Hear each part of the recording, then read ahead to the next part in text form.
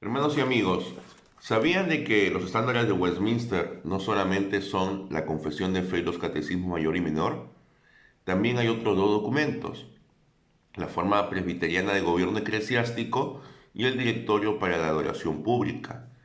Pues bien, vamos a leer desde esa traducción que hizo el doctor Alonso Ramírez para la Confraternidad Latinoamericana de Iglesias Reformadas en el año 2010. Vamos a leer algunas porciones de las reglas para el examen de los pastores. ¿Cómo deberían evaluarse a los futuros pastores? Bien, se dice que deben ser examinados respecto a su destreza en las lenguas originales y la prueba debe hacerse mediante la lectura de los testamentos hebreo y griego. Deben leer una porción del Antiguo Testamento en hebreo y una porción del Nuevo Testamento en griego. Deben poder traducir algunos textos en latín.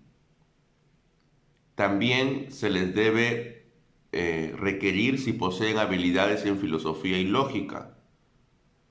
¿Qué autores en teología han leído y a cuáles conocen mejor?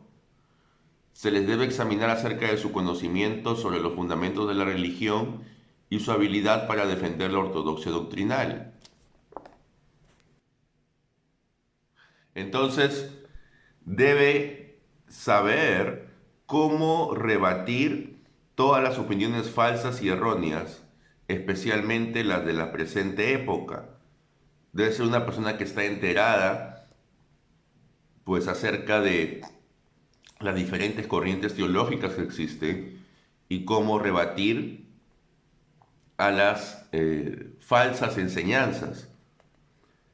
Tiene que predicar delante del presbiterio un pasaje de las Escrituras que le sea asignado y en el tiempo que se le designe. Deberá escribir un ensayo en latín acerca de un pasaje conocido o en controversia teológica. ¿Por qué en latín? El latín era la lengua franca de los teólogos en esa época. Debe exhibir delante del presbiterio sus tesis de tal manera que exprese la esencia de su ensayo y sostenga un debate acerca de estas. Debe predicar delante de la congregación, del presbiterio o en presencia de alguno de los ministros de la palabra designados por el presbiterio. Todo esto se debe hacer considerando la proporción de los dones en relación al lugar para el cual ha sido llamado. ¿Por qué es importante esto? Esto es importante porque evidentemente no en todas las congregaciones se va a necesitar a pastores con el mismo nivel de doctrina. En las iglesias rurales se necesita un tipo de pastor con un cierto nivel de preparación y en las iglesias urbanas se necesita otro tipo de pastor con otro nivel de preparación. Debe también someterse a un examen en el lugar de trabajo, o sea, en el lugar donde va a ejercer su ministerio por 2 días diferentes o más, si el presbiterio lo juzga necesario. Una vez que haya aprobado todo lo anterior, deberá ser enviado a la congregación donde va a servir para predicar por 3 días diferentes y para dialogar con la congregación.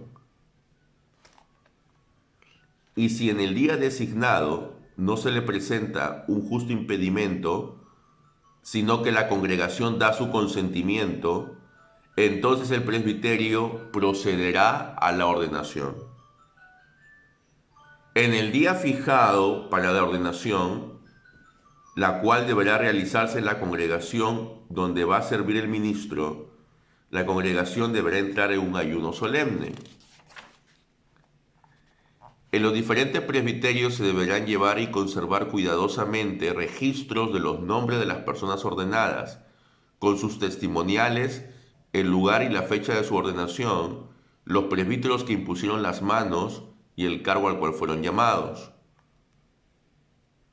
Para la ordenación u otro deber relacionado con ella, ninguno del presbiterio, bajo ningún pretexto, deberá aceptar ningún dinero o donativo de ninguna clase de parte de la persona a ser ordenada, ni de nadie que lo represente.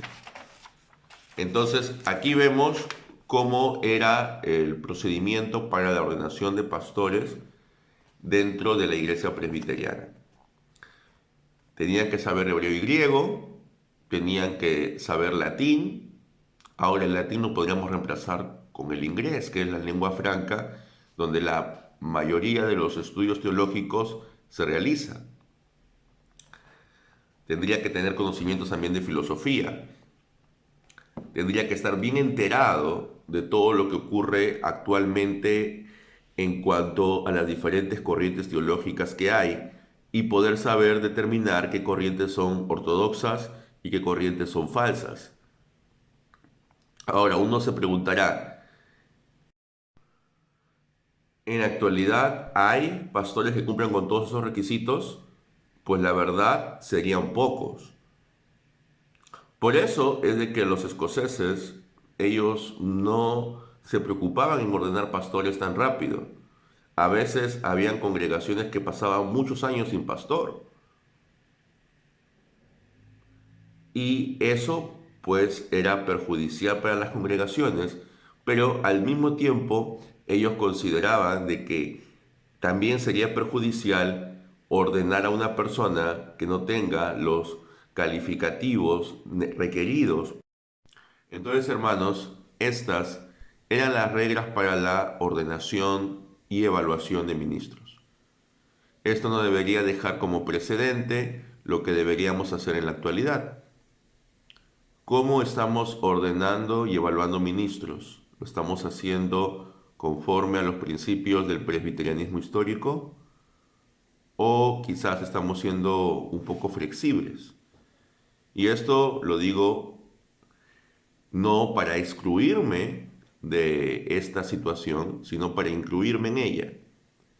Hemos sido ordenados de una manera correcta, hemos sido evaluados de una manera rigurosa, o quizás nos ha ganado la sensibilidad y hemos ordenado a personas que probablemente no estaban preparadas para este cargo.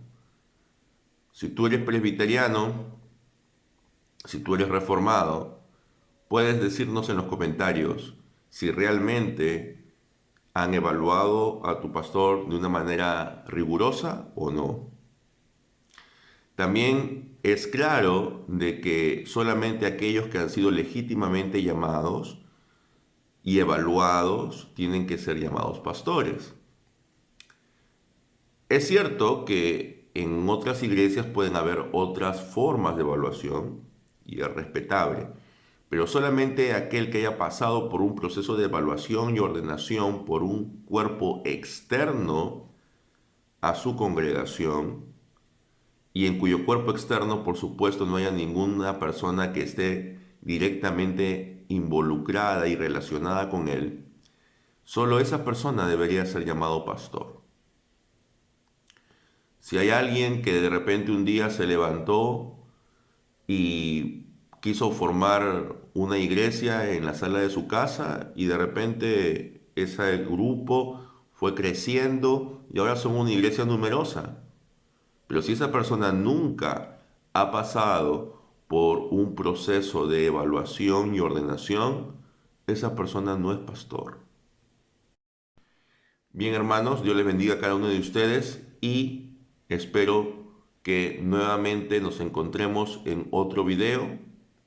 Si aún no te has suscrito, entonces suscríbete al canal, dale like al video, compártelo si te parece interesante la información que hemos tenido y activa la campana de notificaciones para saber cuándo se estrenará un nuevo video.